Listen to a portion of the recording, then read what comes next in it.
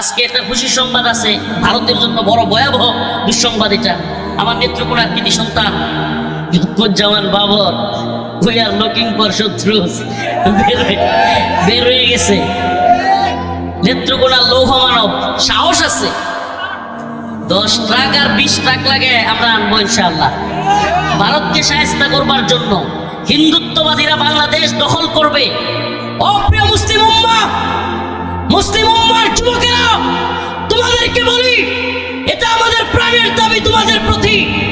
যদি বাংলাদেশকে দখল করা তো দূরের কথা, হিন্দুত্ববাদীদের চোখ যদি এদেশের ভূখণ্ডের উপর পড়ে, হিন্দুত্ববাদীদের বিরুদ্ধে বাংলা জবাব দেওয়ার জন্য তৈরি আছো তো ইনশাআল্লাহ?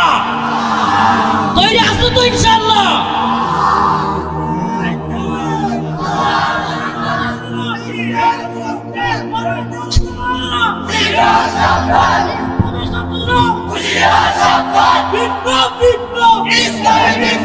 আল্লাহ রাসূলের একটা হাদিস বলে শেষ করছি। ইসাবাতানে মিন উম্মতি, ইসাবাতানে মিন উম্মতি আহরাজাহুম আল্লাহু মিনান নার, ইসাবাতুন তাগজুল হিন্দা ওয়া ইসাবাতু মা ঈসা ইবনে মারইয়াম। সুবহানাল্লাহি ওয়া বিহামদিহি। আল্লাহ রাসূল বলেছেন, এটা অস্বীকার করবার সুযোগ নাই। কেন নাই? কারণ এমন এক ব্যক্তি বলেছেন যার 2 চুটের মাঝখান দিয়া জীবনে কোনোদিন মিথ্যা বের হয়। সুবহানাল্লাহ।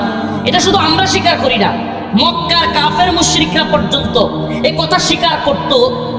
আমাদের রাসূলকে তারা পাগল বলতো, জাদুকর বলতো, গণক বলতো, কিন্তু কোনোদিন মক্কার কাফেররাও মিথ্যাবাদী বলে নাই। আমার সেই রাসূল বলেছেন, ইসাবাতানে মিন উম্মতি আহরাজাহুম আল্লাহু মিনান নার, ইসাবাতুন তাগজুল হিন্দা ওয়া ইসাবাতু মা ঈসা ইবনে মারইয়াম। আমার উম্মতের 2টা দলের সাথে যুদ্ধ হবে, আর এই 2টা দল আমি তাদেরকে জাহান্নাম থেকে মুক্তি ঘোষণা দিলাম।